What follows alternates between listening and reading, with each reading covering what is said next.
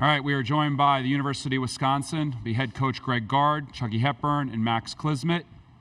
We'll start with an opening statement from Coach, then go to questions for Chucky and Max, then we'll come back to questions for Coach Gard. Coach, congratulations. Thank you.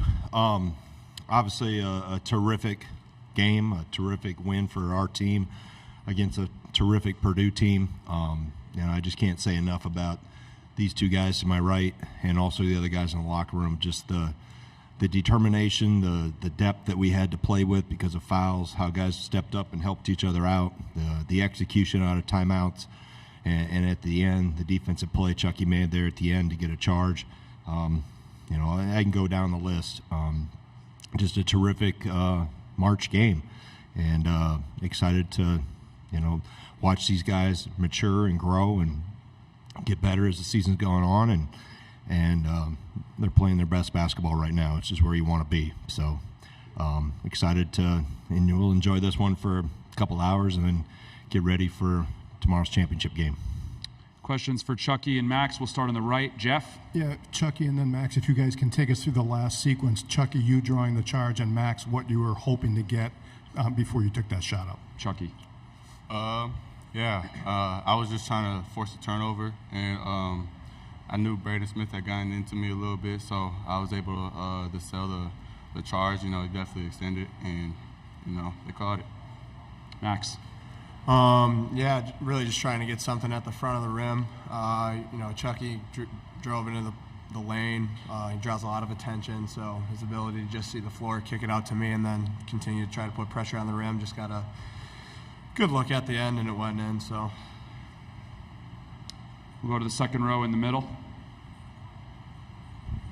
Yeah, when you're in a game like that and the fouls aren't going your way, you're not getting a lot of whistles, and it feels like every other possession they're getting the whistles. How do you keep your head and how do you just stay strong in the game mentally? Chucky? Move on to the next play. You gotta have that mentality to win in March. You can't keep crying about the one play that's in the past. You gotta move on, and that's how you're gonna win in March. Second row in the middle. Tom? Max, you guys had some struggles in February, kind of closing out games, and now you've had that happen on the good side here the last few.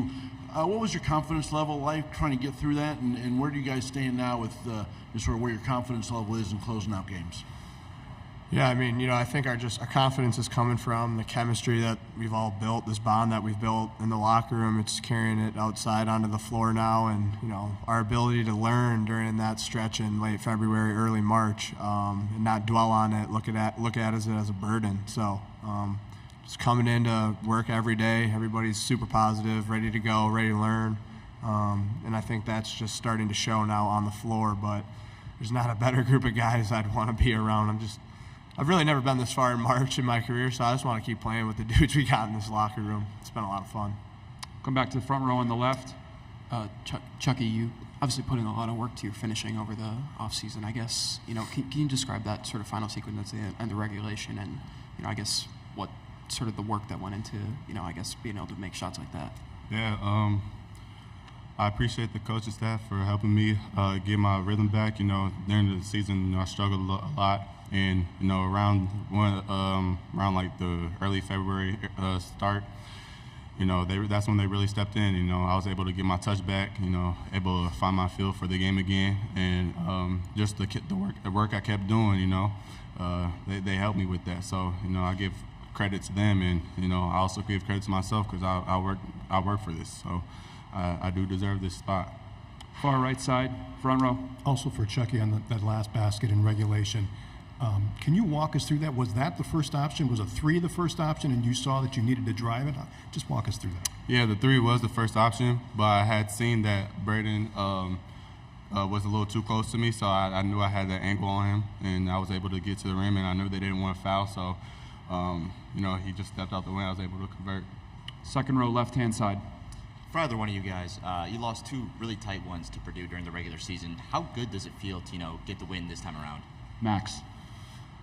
It feels good to end up on the other side of this one, but like I said before, just our ability to learn from it, take the experience that we've had in the regular season and apply it during games. It's it's been really fun just to know that we have that in our back pocket, our ability to learn on the fly, pick different things up in the scout, in preparation and things like that. It's been fun just to see our growth kind of throughout the whole season and our maturity kind of, come out as we've kept playing. Take one or two more for the student athletes. If anybody, we'll go to Amaya in the front row, right. Hi, Maya Flackby with Gopher Hole. You talk about this bond you've built and how it's so much fun to play with this team. Can you just talk about how you've built such a strong bond with this team in particular? I mean, I think it just really comes, like, you're going to have ups and downs in the season. It's going to be, what do you do to make up for that? How are you going to handle yourself when things don't go bad? And then how are you going to handle yourself when things go well? And we just got all 18 dudes in the locker room are even keeled. No one gets too high or too low on themselves. And everybody knows that we got the trust in one another. And, I think that just shows on the floor with, the best player we got on our team, his ability to just give the ball up and trust someone else in the late game.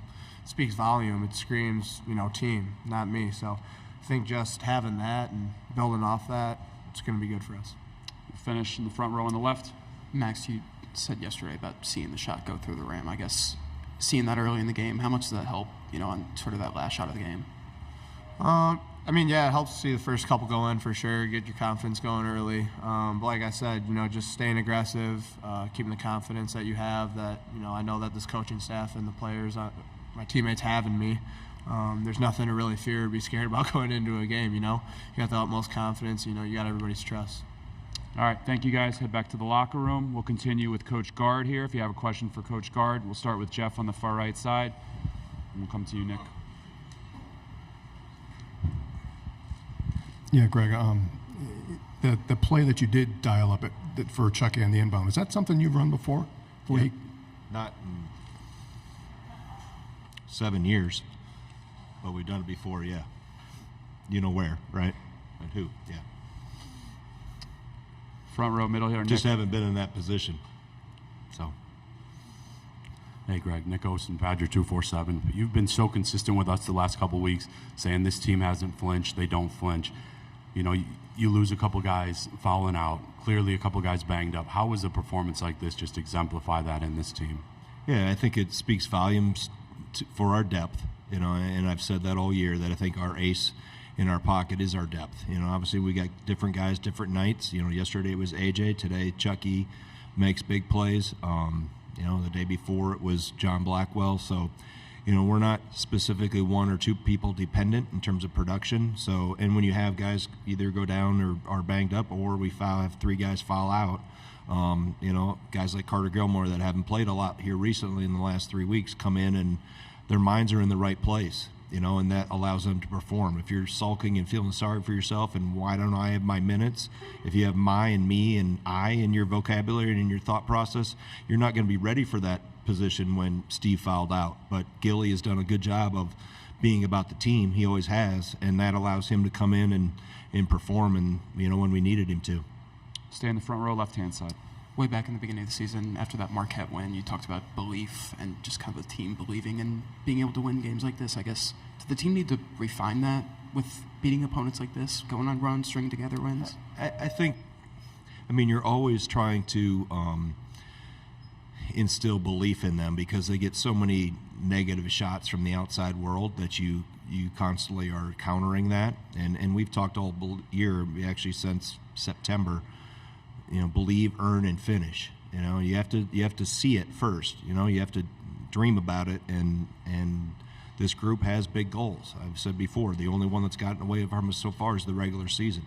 So, and then you got to go do the work, and you got to earn it, and you got to finish it. So, I think this group has always had strong belief in themselves. But they're 18 to 22 years old that are going through a lot of things, sometimes some adversity for the first time, and sometimes you got to prop them up, but at the same time you hold them accountable and push them through it, help them fight through it, and then you get to this point in time, and hopefully that maturity and those experiences start to pay off.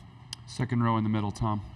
Greg, in the past handful of years, you guys have probably had more success against Purdue than anyone. And you kind of saw that right from the get-go today. You guys just don't back down from them and just take it to them as much as you can. Can you just talk about the mentality of that and playing that team and just sort of standing there every minute? Yeah, I don't know if it's a mentality. I mean, we try not to back down from anyone, but I have such great respect for Matt. I mean, I think our programs are very similar in the fabric of them and what we believe in and how we go about things. And I think, we do things the right way. I think Matt does things the right way in terms of how he builds his program, how he recruits. He's a great representation for our league nationally as a coach. And you trace that back to Coach Katie, Coach Bennett, Coach Ryan. Those two programs are built on lunch pail, hard hat mentalities, and I just, it's always a honor to compete against them because he's a terrific coach that has really good players, and they make you coach better and make our players better because the bar is set really high. Second row in the middle. Yeah, Coach, it seems like there's been a tale of two teams throughout this season, and during that rough stretch you had in late January, February, you talked about sloppiness, turnovers a lot. What do you think is the biggest difference when you guys are on versus when you're struggling?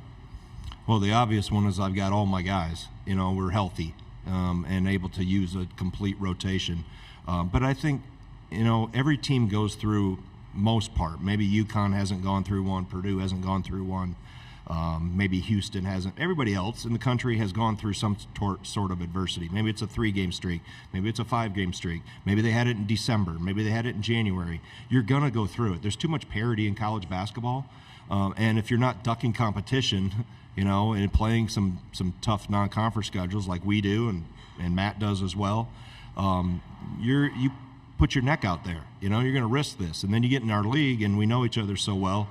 And there's great coaches and great players in our league that you're going to take some bumps, but you have to not put your head down, as these guys said, not feel sorry for yourself. You don't let the valleys get too low and don't let the peaks get too high, and keep pushing forward, knowing that there'll be light at the end of the tunnel if you do hit a rough patch.